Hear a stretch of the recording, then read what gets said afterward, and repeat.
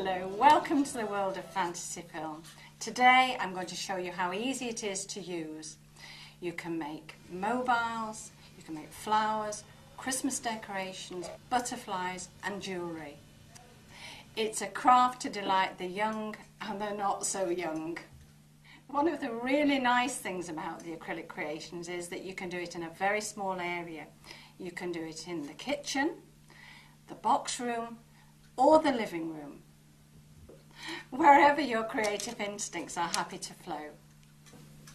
There is a starter kit called Fantasy Film. Let me lift the lid and you can see the materials we're going to use. There are 4 tins of acrylic paint. I'll come back to those in a moment.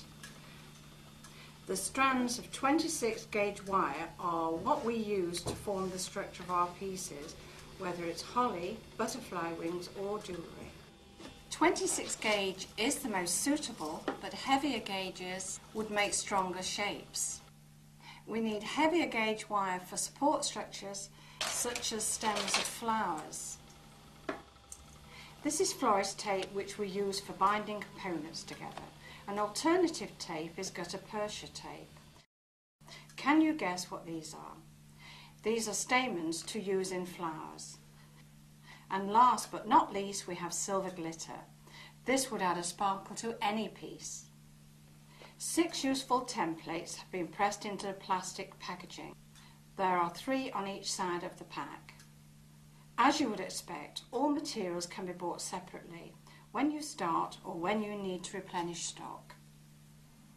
Many simple shapes can be made entirely by hand, but however, if you're making lots of them, then you need a pair of pliers, a pair of scissors and wire cutters.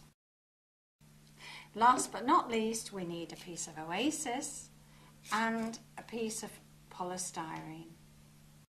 The most important material is the acrylic paint. It's a plastic resin which we use to make a plastic film. You cannot paint pictures with this paint. We're going to start with the opaque paint, which creates a porcelain effect. They come in a good spectrum of colours. We have a red, a yellow, a white, a green, a blue and a black. There are many more and all colours are intermixable. Fantasy film was originally made for children with special needs, but all children like to use it, especially big children like me. If you use the lid of a starter kit as your workstation, then you won't get any spillages on the table, but just in case, have a newspaper. However, if you do spill any, leave it to dry for 10 minutes and then peel it off like this. Now for the enjoyable bit. I'm going to build up a corsage like this one. And in doing so, I will cover all the basic steps which I use in my creations.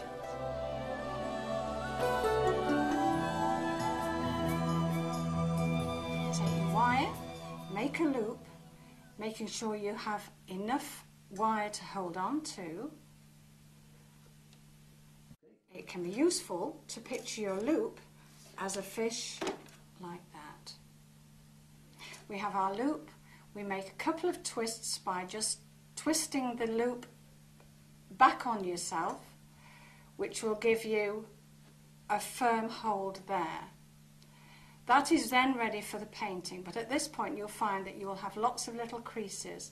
I tend to run my fingers around the inside of the wire in case there are any creases, but if you like, you can use a pencil just to pull the wire, but I myself prefer to use my fingers. It's most important at this point to take out all the creases, because if you don't, the wire will bend where the crease is rather than where you want it to bend.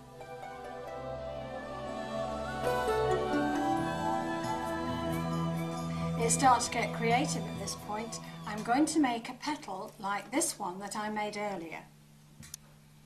You'll see that the petal is in fact a film of paint which stretches across a wire frame.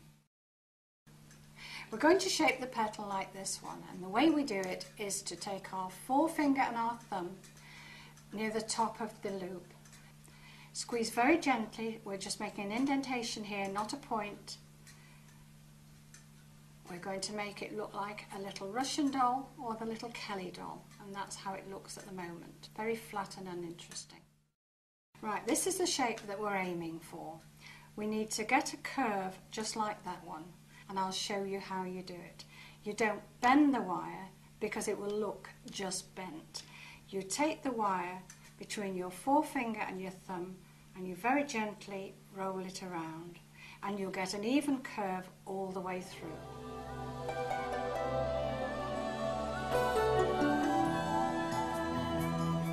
Having made a petal, we're now going to turn our attention to the leaf. We start exactly as we did before with a loop. We make it slightly larger because it's a leaf. This is where I bring in what I call the washing action. Some of you may not know what this means, but it's when you've hand washed some clothes, you then have to wring the water out, and that's the action we're looking for here so that we get an even sweep. You take your thumb and your forefinger, holding the bottom of the loop fairly tight. Take your other hand, again, your thumb and your forefinger. And what I want you to do is I want you to twist in opposite directions. So you take your right hand away from you and your left hand towards you, or whichever way suits you. Right, we'll start that and I'll show you how it's done. Watch, here we go. There you go. And as you can see, you've got a lovely loop. Don't worry if you've overemphasized your leaf at this stage. All you have to do to take the curvature out a little is take the bottom tightly in one hand, the top in the other, and pull ever so gently. You don't wish to take the curve out altogether, and you'll see that's evened it out a little.